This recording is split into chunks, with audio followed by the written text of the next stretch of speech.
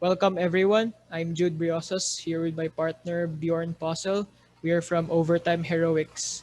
Joining us today will be the Spartan Antonio Caruso, one championship lightweight contender. Yeah, we'll be talking about his early life, his love for the sport, his recent win over Edward landslide Foloyang, and his thoughts on recent trends in combat sports regarding actual fighters and YouTubers joining the sport. Welcome everyone. I'm Jude Briosas. I'm here with my partner Bjorn Possel. We are from Overtime Heroics. So joining us today is the Spartan Antonio Caruso. How are you doing today, mate? Yeah, good man, good. Just super busy, but yeah, doing good. How are you guys? Uh, Yeah, we're doing good. We're doing good. let's start. Let's get into it. Starting off, I'm just curious about your life, particularly in fighting. I've read on the One Championship information about you that you started training martial arts, particularly in boxing, but then you ended up Mhm. being a multi-time BJJ champion. Uh, Yep. what's the reason for the transition? Like, did you find BJJ more exciting or fun than boxing, or was it some other factor? Yeah, yeah. I just love mixed martial arts. I think it's the most complete way to compete in a fight. You know, boxing there's many rules, many things you can't do. Where mixed martial arts there's not many things you can't do. So you find out who's the best fighter in the world really fast. You Bjorn go. Okay. What other striking or grappling arts, on their own that really appealed to you? Because you got into boxing. Usually, uh, most people transition from boxing like into Muay Thai, like to add to the repertoire, or did you go for uh, was it really more of the striking or the grappling that appealed to you? Is what I'm trying to say. I love well, grappling to me is my favorite because it's jiu-jitsu is that style where you can have the biggest guy in the room, it still can't beat the smallest guy in the room. So to me, I love that about jiu-jitsu. But then I do love the science behind boxing, and kickboxing and to use angles and to find effective strikes and to close down your opponent with movement and certain strikes. So yeah, I appreciate the both of them. Antonio, uh, just just let me ask this question. One Inside the Matrix was a tough night for Stanford MMA. Uh, Yeah. both Ong and Martin both got dethroned, and only you got the win. Um, what was the atmosphere in your team after the event? I think it was fine because we come from a very professional team. Those two guys are legends inside and outside the cage for a reason, and yeah, I mean they understand it's a job. You go out there. They're obviously very disappointed and upset with the result, but at the same time, it's not life or death. They'll be back. They'll get their titles back. They'll go back to work, and I guarantee they'll come back better. Okay, cool. Speaking again, staying with Inside the Matrix here. Um, your fight with Edward Foloyang, he is known as like an athlete that really banks on endurance and stamina, right? He's not known for knocking Yep. people out or hmm submitting people. So, what was the game plan in trying to approach someone like that, who really isn't known for finishing fights, but for outlasting opponents?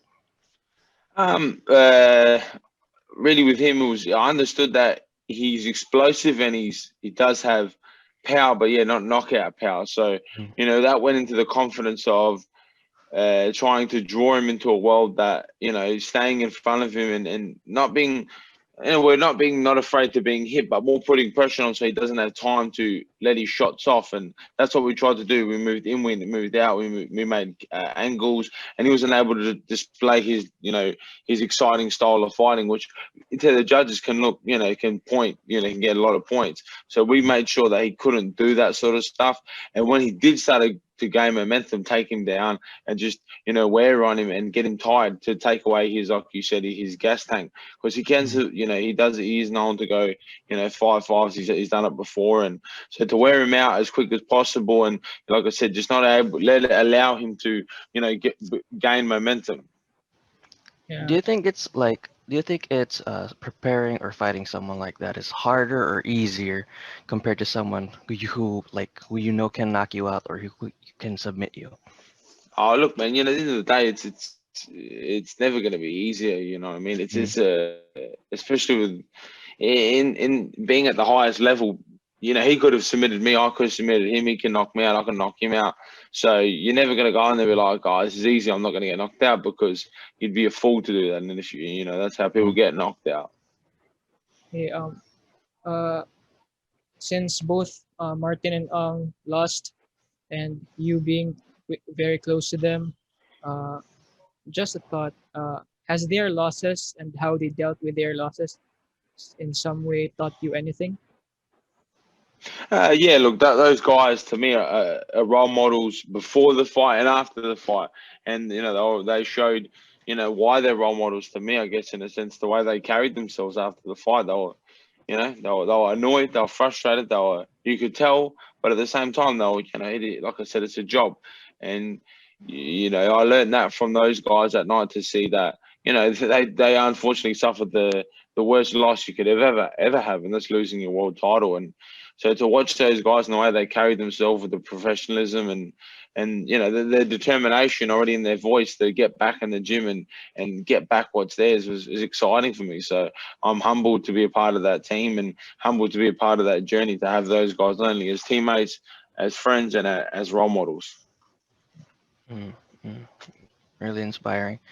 Uh, Speaking of, with your journey here in mixed martial arts, is there any particular reason, other than geographical proximity that, made you choose one championship other than, other promotions? Because with Stanford MMA, you are working with guys who are also in the UFC and Bellator. So anything other than, proximity that made one championship the place to be for you? At the time, I had one championship on the higher part of this, because I just really enjoyed what they were doing for mixed martial arts. They were bringing back the respect factor. They were bringing back Mm, that this isn't just fighting; it's martial arts. It's about guys going out there, and it's not a brawl. It's two artists in a sense displaying skills, and they were really pushing for that. And I really believe they helped turn the tide. I felt like the UFC was starting to head down that very entertainment. It's all about entertaining and bringing mm, out Brock Lesnar and doing some crazy stuff. Bellator also doing the same thing. But one championship were like, no, this is martial arts, it's respect, it's honor. And they sort of help guide, I guess, the MMA vehicle back to martial arts. And you're seeing, both Bellator and UFC stepping their game up to bring out the best fights possible. They're no longer looking for the most entertaining. They're not bringing in CM Punk and all that anymore. They're going, no, we want to have the best fights, because that's what's going to bring the people in. And they're doing a great, and that's what I feel like one championship done. But like I said, at the time, I identified one championship as my, you know, my favorite organization who I wanted to work for, was because of that. At the time, they were the only ones doing it, and I enjoy. mm. I don't know, I just find Chatri as a very intelligent and inspiring person, and I was very happy to work under him and follow him through this journey. And I'm excited to be at one championship. Yeah, Cool. actually, what you did, sharing moments with Eduard Foloyang after the fight, like you posted pictures, showed respect. That Mm, was such a great thing for you to do. For me, Yeah. that's really what one championship's essence. They really promote those respect, the essence of Hmm. mixed martial Hmm. arts. Yep, for sure. And for me, like I said, it's that's what it's all about. And I speak of that a lot. And I'm not a person who just says something to say it. I respected Edward before the fight. I respected Edward after the fight, and openly said to the guy, to Edward himself, "Hey, well, come the night, I'm going to want to beat you up, but I'm a fan of you, man." And I even he contacted Mark, his coach, after, and I swapped T-shirts with Edward. I also got a pair of Team Lakai shorts that I'm going to put in my gym, because I honor him. I do. I really respect the team. I like his everything about him, and I was so happy that I got to share the ring with him, and and hopefully I have many more great moments in my career like that again. Yeah. So, you speak really highly about focusing on the respect of martial arts. Um, Obviously, not everybody has the same level of appreciation for that aspect of martial arts as you do. Is there any like specific moment in your past in regards to your training or your upbringing that brought that out of you? Yeah, so I mean, as a kid, I grew up. My mum's Greek, my dad's Italian, and in very European backgrounds like that, very much based on family and respect. And like as a kid, I grew up when my uncle would speak, I would listen. I would never speak Mm, back to my uncle. I would never try and talk over one of my older cousins. It mm, was just mm, something that you were taught as a young kid. Like when I would come to my for instance, Christmas, all the family would be there. You would have to walk around to the room and shake every hand of every uncle and kiss every auntie and shake hands with every cousin. And if you didn't, you'd be in trouble. Your parents mm. would tell you off. So, I was growing up with all about respect and honor, and that's also what's crossed over into martial arts is. And I could say to any young kid is you got to respect the sport, you got to respect the training, you got to respect the grind, you got to respect your opponents because if you don't, you're going to get caught out very fast. And that's why I believe so much in respect because I've seen what respect has done for me and done for my career, and that's why I speak so highly of it. Because without respect, to me, I don't know if you're a man. Every Mm. man must have honor and respect. So is that same energy or culture is something that you find in Sanford MMA? Yeah, definitely, and that's the same thing. So for me to go over there, like when I'm here in Australia in Adelaide, I'm one of the central points of my training. Everybody wants to talk to me, wants to ask me about my training and what I'm doing. And of course, everybody likes to be the center of attention. It is fun, but at the same time, I don't want to be. I like to go. Like when I go to Stanford MMA, it's like I was saying before. I feel like the young cousin again, and everyone there is my uncle and my older. They're above me, and I respect all these guys. I listen to what they say. No one's asking me about stuff there. I'm listening. I'm a student, and that's what I am. I'm a student of martial arts, and it's sort of like being a soldier. I want to just be told what to do, get in, do my job, and get out. I don't want to be a teacher yet. I'm still a student. I'm still an athlete. First and foremost. Mm-mm. Well, being surrounded by world champions will do that to anyone, I Yeah, that's guess. for sure. That's for sure. Um. Yeah, sorry. Just Yeah. one more question sticking to Sanford MMA. You guys have got a great collection of, of world champions from basically a bunch of different organizations. UFC, Bellator, obviously one championship. Um, what is it about the gym and the organization in particular that people don't know about that attracts all this talent? Because obviously you have world famous gyms like Jackson Winklejohn, American Top Team. What is it about Sanford MMA that makes people want to come and stay and win championships with this team? I think the biggest thing, honestly, is you walk into a gym like Sanford and you expect like a lot of egos, a lot of, their groups over there, groups over here. World champions don't talk to you, but Mhm. it's not. It's the complete opposite. It's everybody supports everybody, and it's everybody's. Oh, when are you fighting? They want to help you. They're all on each other's social. We're all on each other's social medias. Encouraging. Writing on comments, liking everything, trying to promote one another. We've got a group chat which we all still stay in contact, wherever in the world you are. Fight day, everybody's writing on that group chat.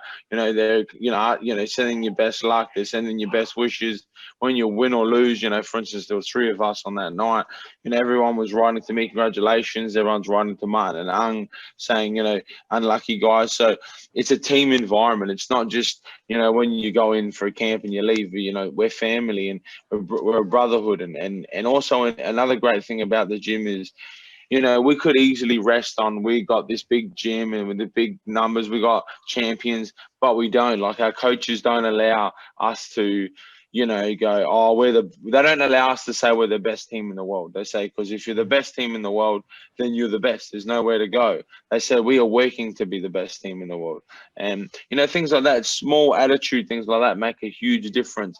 And, it's showing in our performances. You're seeing why we're in a way the premier gym in MMA at the moment, because we're setting a standard that no one else is, and there's no one is above anyone in that gym. If you're from, a first-time fighter to a world champion, we're all in this together. It's a brotherhood, and we're all chasing the same dream. Mm. Cool. Jude, did you have a question Okay, right yeah, before I interrupted? just interested in your thoughts about this. Peter Boost lost his title shot, obviously, because he lost his fight against Timofey, and you're fresh from a win. Saying that you two will face each other next, what will be the differences that you think you will bring into this fight, into this rematch with him? Just experience, man. The first time I was new to it all, man. I'd never fought internationally before. I'd never been on such a big card. I'd never been on such a big show. So a lot of it got to me. A lot of mistakes I made leading into that fight. And this time was going to be a whole different me. And I said that before the fight going into Edward. You're going to see a different, different Antonio Caruso, and I proved that. I went in there and I proved to myself and to everyone else that, I wasn't just like I said before. I'm not just going to talk about it. I'm not a person who just wants to say, oh, I've gotten better and come out and do the exact same thing. I'm a person who's going to go out and prove that what I say is the truth, and that's what I did. And so come next time I fight Peter, it's going to be a whole new, Antonio Caruso. So, and I know he's going to be working, and that's why I like to fight Peter again, because I know he's going to be improving, I'm going to be improving, and we're going to put on a cracker show again, and that's what I love about this sport. Yeah. Additional question.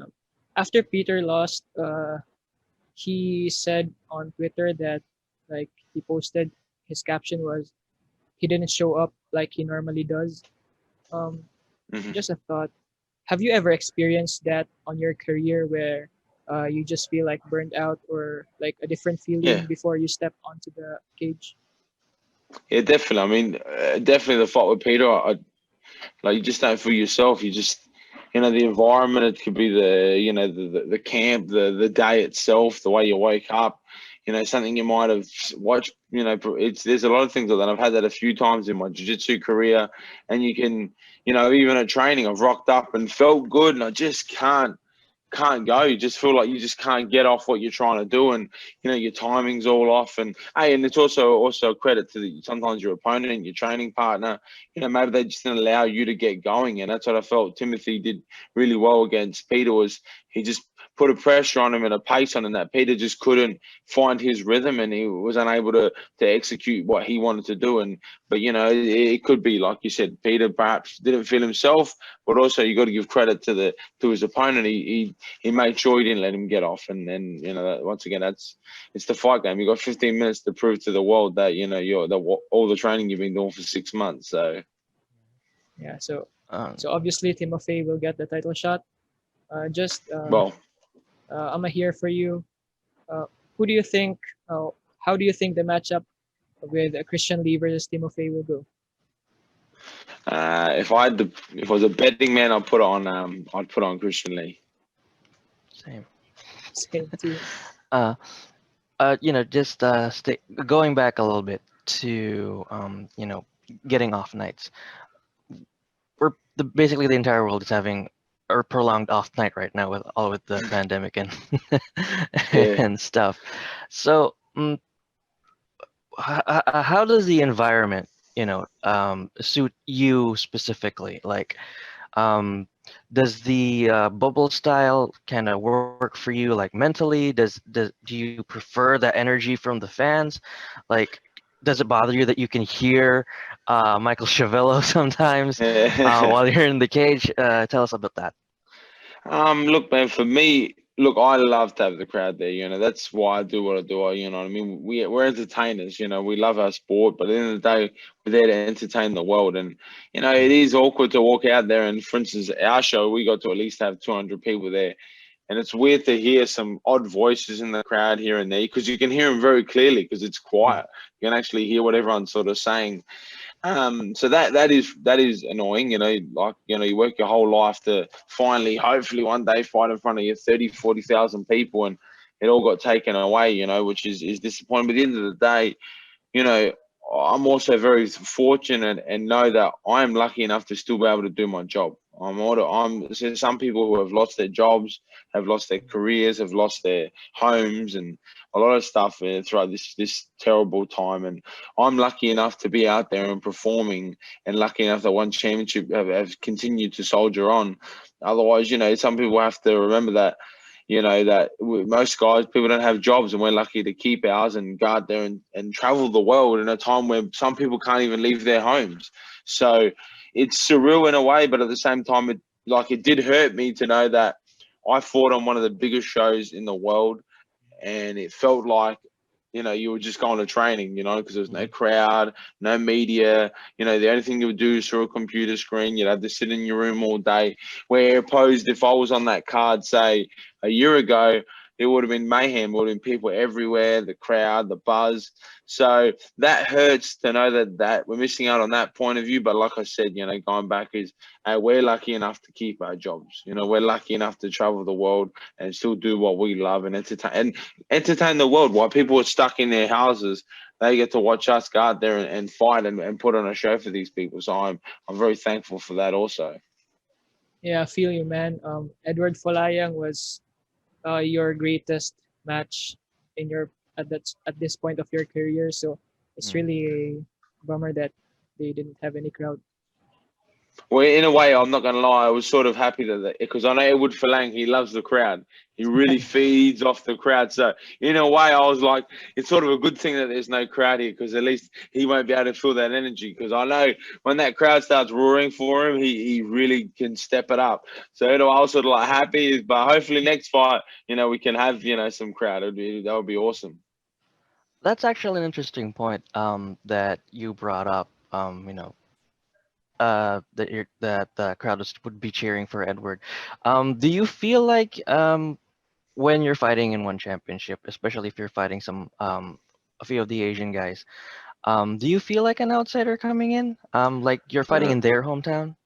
Well, I'm not gonna lie. I'm yet to experience, say Edward. I mean, everyone's sort of on neutral ground, but in saying that, Edward's a legend. You know what I mean? Everybody or every one championship fan is gonna know who Edward Foloyang is. He is a legend of the sport. So, but I'd be interested to see one day if I do fight, say, another Asian fighter in a neutral country, to see how the crowds will respond. I find the Asian crowds, they get behind. They usually, if it's a neutral guy, they're usually behind both. They don't really, Mm. hold off because he's Asian or not. I think they just, I was lucky enough to be in the Philippines for Martin Nguyen defending his title. And yeah, the crowd was awesome. I found the fans to be amazing.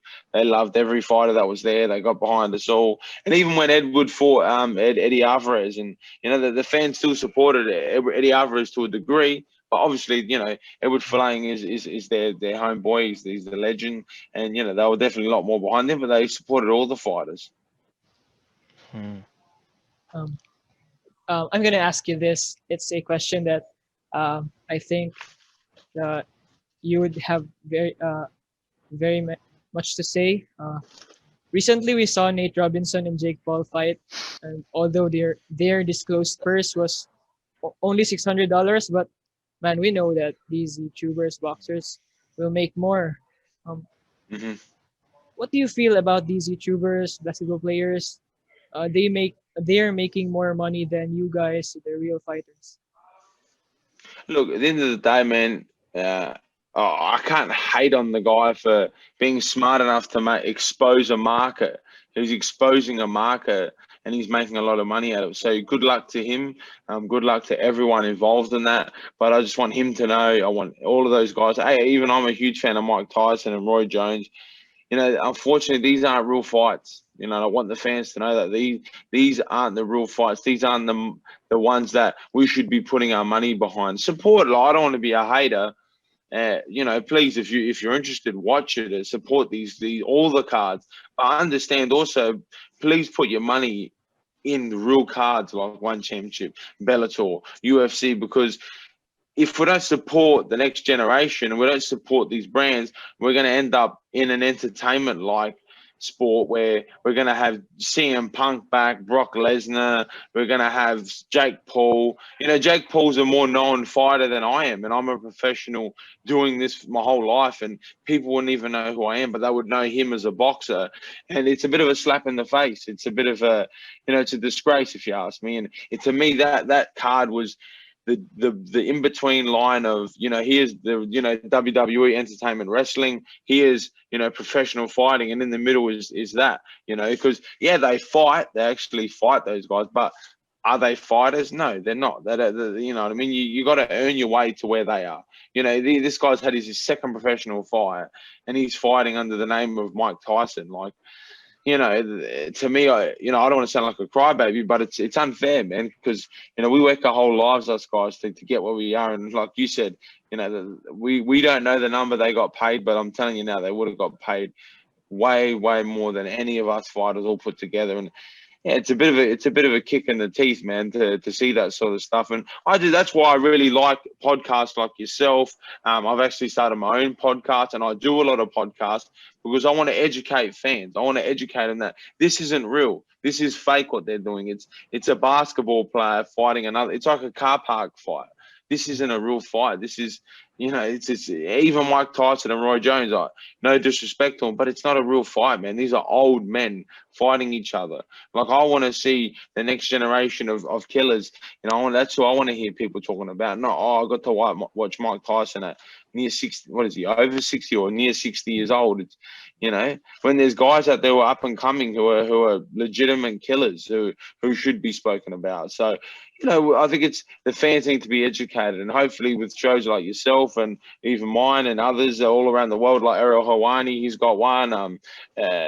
Brendan Schaub, Joe Rogan, they're spreading the word of martial arts there, and they speak the truth. So hopefully it can help change the tide. But yeah, unfortunately, entertainment is a hard thing to stop. You know, it's with Instagram and Facebook, everybody can become a fighter. Everyone, as long as you've got a Facebook account, eh? Yeah. Yeah. I've got a So, same thought. sorry, I just want to give Antonio a chance to plug his podcast.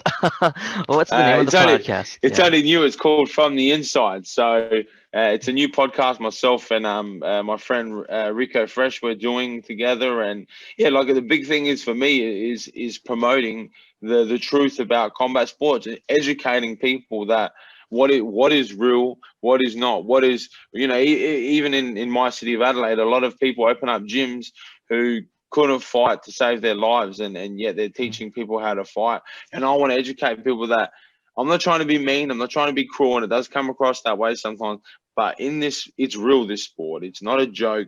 People can really badly get hurt, and at the same time, people can really make a lot of money from this and have a career and inspire people to do great things. So I want to see the most talented fighters be on the biggest shows of them all. So hopefully, yeah, that's what my show will do. So that's called From the Inside. We're on Instagram and Facebook and YouTube, and yeah, check us out, guys.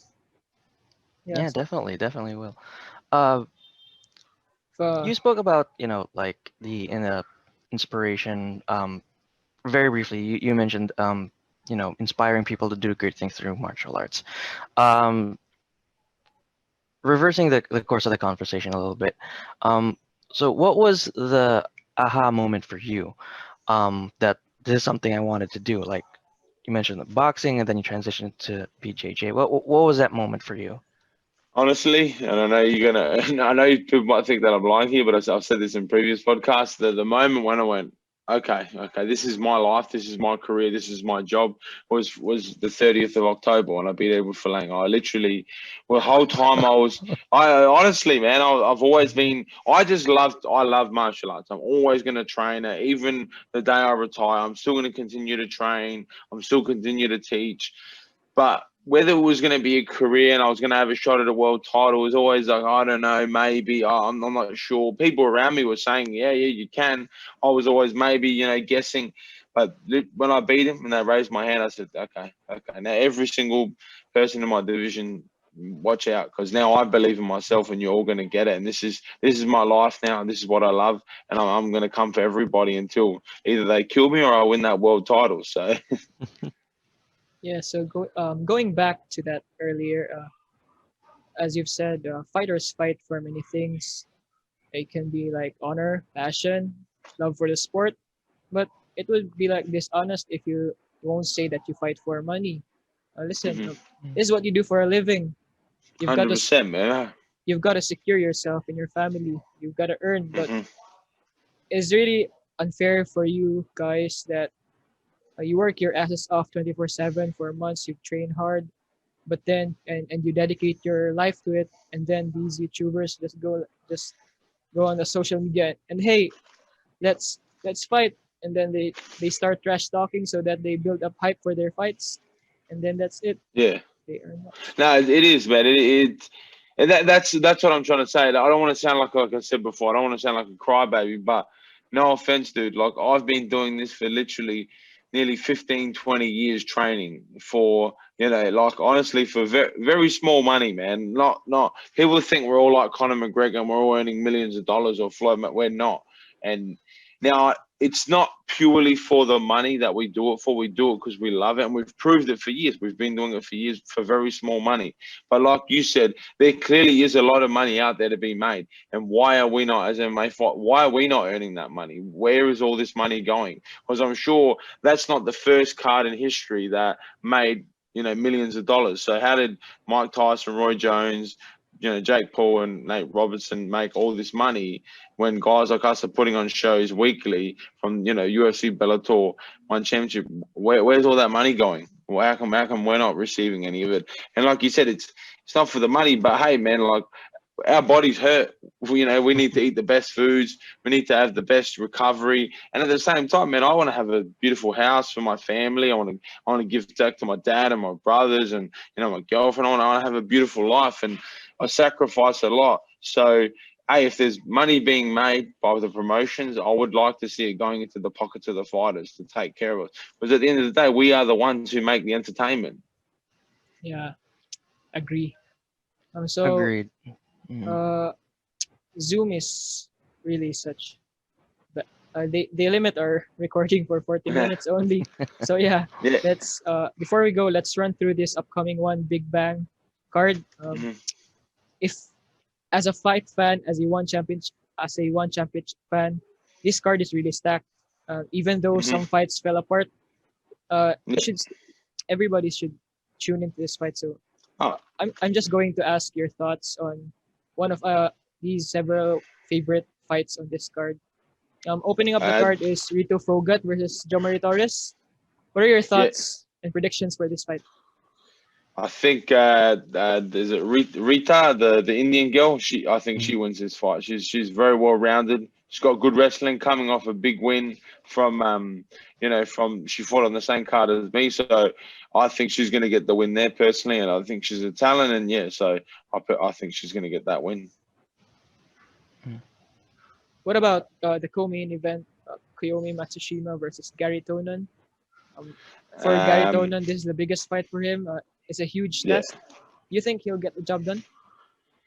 Um, yeah, I think he will. I think he will because I watched that Matsushima fight against Martin, and he likes to go to the ground. That's sort of his thing. He likes to wrestle you to the ground and do his thing. And no one wants. You shouldn't want to go to the ground with Gary Toner. Let's be honest, man. No one, even me. I wouldn't want to be on the ground with him. You'd want to hit him with a lot of punches and kicks before he takes it there.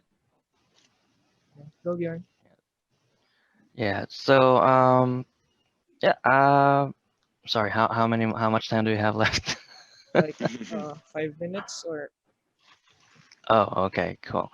So just I guess this is gonna be the last question. Um, what do you want people to think about when they think of you, Antonio the Spartan Caruso?